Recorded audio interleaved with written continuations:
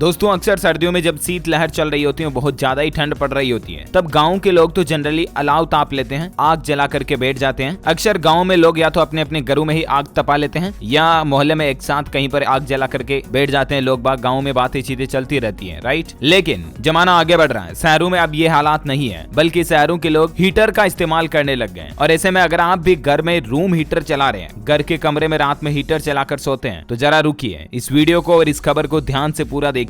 वैज्ञानिकों की नई रिसर्च में जो हाल ही में खुलासा हुआ, उसको देखकर आप यही कहोगे कि अभी का अभी रूम हीटर बंद करो। 2 मिनट के अंदर आपको बहुत ही महत्वपूर्ण जानकारी मिलने वाली है, सो वीडियो को ध्यान से पूरा देखते रहिएगा। ये रिसर्च कई सारे डॉक्टरों और एक्सपर्ट्स के द्वारा निकाली गई है, इसलिए आपको इसे सीरियस लेना है, मजाक में मत ले लेना। सबसे पहले रूम हीटर का मैकेनिज्म समझिए, काम कैसे करता है। दरअसल दोस्तों, रूम हीटर के अंदर मेटल रोड या सेरेमिक कोर लगा होता है और गर्म होने के बाद इसमें लगा रोड हीट जनरेट करता है, जिससे कमरे का टेम्परेचर बढ़ने लगता है। तो जाहिर सी बात है, कमरे में मौजूद व्यक्ति को गर्मी का एहसास होने लगता है और इससे कमरे की नमी कम हो जाती है और ऑक्सीजन लेवल कम होने लगता है। यहीं से शुरुआत होती है रूम हीटर के द्वारा आपकी बॉडी के नुकसान की। और तो अभी आगे देखिए आप, हीटर के पास ज्यादा देर बैठने से आपके शरीर में क्या क्या परेशानियां हो सकती है। स्किन को नुकसान होता है, क्योंकि गर्म हवा स्किन को ड्राई करती है, जिसके चलते आपकी स्किन पर खुजली या रेड पैचेज भी हो सकते हैं। सांस संबंधित परेशानियां भी आ सकती हैं। ऑक्सीजन लेवल कम होने के कारण अस्थमा या एलर्जी की समस्या भी हो सकती है। वहीं दोस्तों, एक रिसर्च में यह भी पाया गया कि कई लोगों को ज्यादा देर हीटर के साथ बैठने की वजह से सिर दर्द की शिकायत देखी गई, यहाँ तक कि नींद नहीं आना और सिर दर्द जैसी शिकायतें भी देखने को मिली। इसके अलावा आंखों को भी नुकसान पहुंचाता है। कॉन्टेक्ट लेंस या चश्मा पहनने वाले लोगों को तो हीटर से आंखों को नुकसान बहुत ज्यादा होता है और आपके बॉडी में कई तरह के इंटरनल डैमेज भी देता है। कन्वेंशन हीटर से निकलने वाले केमिकल अंदरूनी हिस्सों को नुकसान पहुंचाते हैं। और भी क्या दिक्कतें हीटर की वजह से हो सकती है, देखिए आप, ऑक्सीजन लेवल कम होने की वजह से आपके शरीर में सुस्ती होने लगती है। कार्बन डाइऑक्साइड का लेवल बढ़ने से आपके दम घुट सकता है, यानी कि घुटन महसूस हो सकती है। सांस के रोगियों के फेफड़ों में बलगम जमने से खांसी हो सकती है और रात भर हीटर में रहने से बेहोश होने का खतरा भी हो जाता है। और स्पेशली ऐसे लोगों को तो हीटर से दूरी ही रखनी चाहिए जो अस्थमा के मरीज हैं, ब्रोंकाइटिस पेशेंट हैं, बुजुर्ग हैं, साइनस मरीज हैं या स्किन की एलर्जी है जिन लोगों को, और छोटे छोटे बच्चों को, इनको रूम हीटर से दूर ही रहना चाहिए। वहीं इन बातों का भी जरूर ध्यान रखें आप, जब भी अगर रूम हीटर घर में थोड़ी देर कमरे में चला रहे हो तो इस्तेमाल करने वाले कमरे में किसी बर्तन में पानी भरकर रख दें, क्योंकि